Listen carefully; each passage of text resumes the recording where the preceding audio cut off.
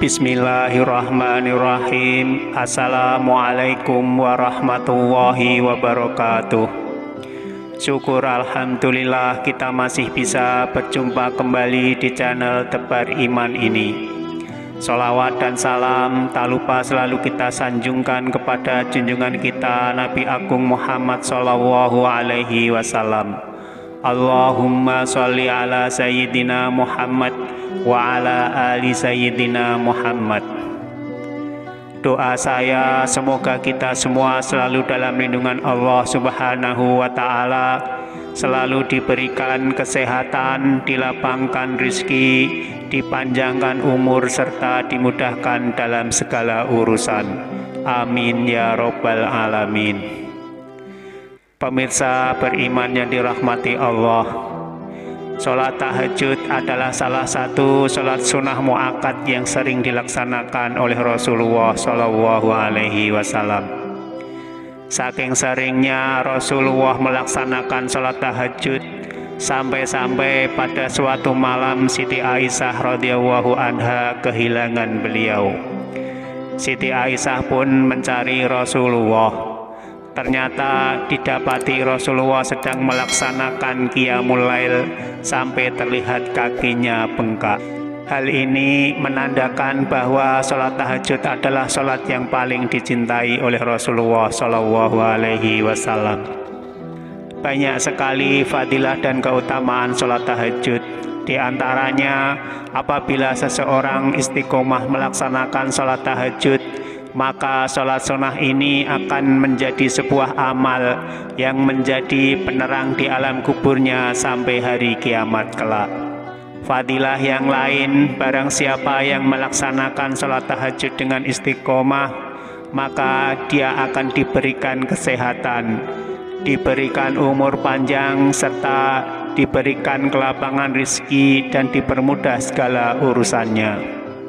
Itulah diantaranya fadilah dan keutamaan sholat sunnah tahajud.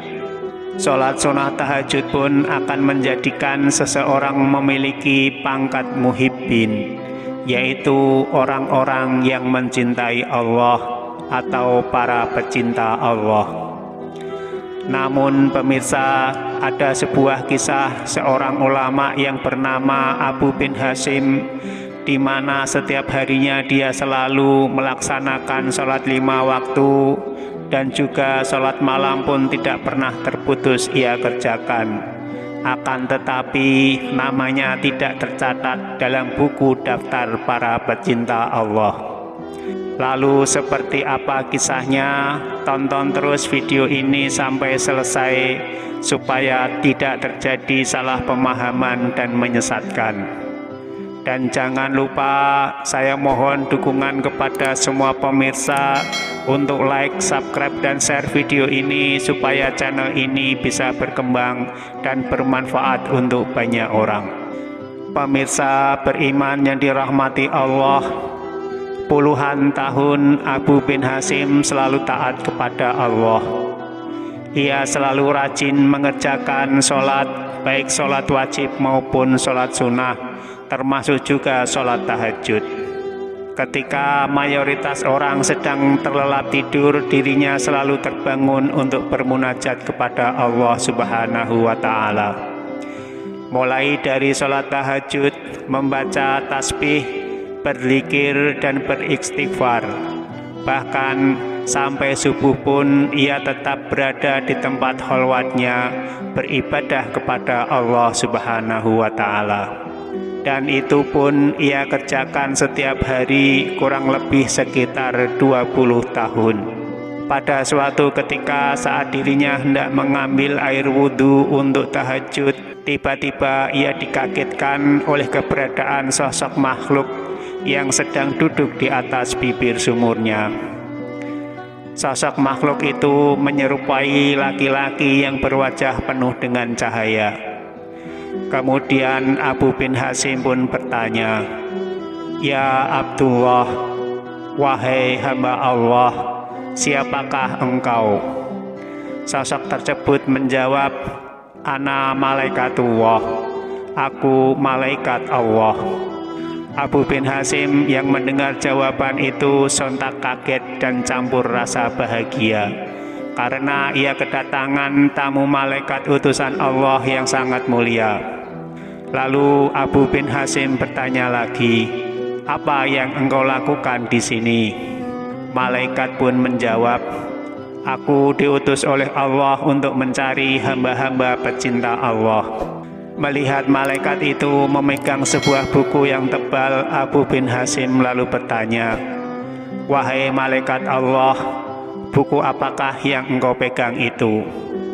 Malaikat menjawab, "Aku memegang buku yang berisi nama-nama para pecinta Allah."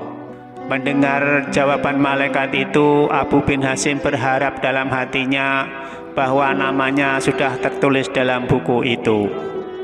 Maka Abu bin Hasim pun bertanya, "Wahai malaikat Allah, apakah di dalam buku itu ada namaku?" Abu bin Hasim berasumsi bahwa namanya pasti sudah ada di dalam buku itu, mengingat amalannya berupa macam-macam ibadah yang tidak pernah terputus, selalu ia kerjakan, mulai dari sholat 5 waktu, sholat tahajud, berzikir, bertasbih, berdoa, beristighfar, dan bermunajat kepada Allah Subhanahu wa Ta'ala, selalu ia kerjakan di sepertiga malam terakhir. Sebelum menjawab, malaikat pun membuka buku catatan yang dibawanya. Tetapi ternyata malaikat tidak menemukan nama Abu bin Hasim di dalam buku itu. "Namamu tidak ada dalam buku ini," jawab malaikat. Karena tidak percaya, Abu bin Hasim meminta malaikat agar kembali mencari namanya di buku tersebut. "Betul, namamu tidak ada di dalam buku ini," kata malaikat. Abu bin Hasim pun bergetar dan jatuh tersungkur di depan malaikat. Dia menangis sejadi-jadinya. "Rugi sekali diriku yang selalu tegak berdiri di setiap malam dalam tahajud dan bermunajat kepada Allah, namun ternyata namaku tidak tertulis di buku itu sebagai para pecinta Allah," kata Abu bin Hasim sambil terus menangis. Melihat hal itu, malaikat kemudian berkata, "Wahai Abu bin Hasim, bukan aku tidak tahu engkau terbangun setiap malam, berwudu meskipun dalam keadaan sangat dingin, sholat tahajud, bertasbih, berzikir, berdoa, dan bermunajat kepada Allah Subhanahu wa Ta'ala. Akan tetapi Allah telah melarangku untuk menuliskan namamu di buku ini." Abu bin Hasim pun bertanya, "Apa penyebabnya sehingga Allah melarangmu menuliskan namaku di buku itu?" Malaikat menjawab, "Engkau memang bermunajat kepada Allah, tetapi engkau pamerkan ibadah dan munajatmu kemana-mana dengan rasa bangga diri, dan kamu asik memikirkan dirimu sendiri. Sedangkan di kanan dan kirimu ada orang-orang yang kelaparan, ada orang yang sakit, namun engkau tidak pernah menengok dan menolongnya. Lalu bagaimana mungkin engkau bisa termasuk sebagai para pecinta Allah kalau engkau sendiri tidak mencintai hamba-hamba Allah?" Abu bin Hasim merasa malu dan akhirnya sadar bahwa hidup di dunia bukan hanya semata memperbaiki hubungan dengan Allah saja, akan tetapi juga harus memperbaiki hubungan dengan makhluk-makhluknya Allah, khususnya sesama manusia. Pemirsa beriman yang dirahmati Allah, ternyata serajin apapun ibadah yang kita lakukan, kalau niatnya hanya untuk pamer, hanya untuk membanggakan diri, kalau diri kita adalah ahli ibadah, tapi tidak pernah peduli kepada sesama makhluk, maka ibadah kita pun akan sia-sia. Pantas saja Rasulullah SAW pernah bersabda, "Salah satu yang akan menghanguskan pahala ibadah diantaranya adalah sifat pamer dan tidak mencintai makhluk Allah." Wallahu a'lam bishawab. Demikianlah yang bisa saya bagikan. Semoga tayangan ini bermanfaat untuk kita semua. Amin ya robbal alamin.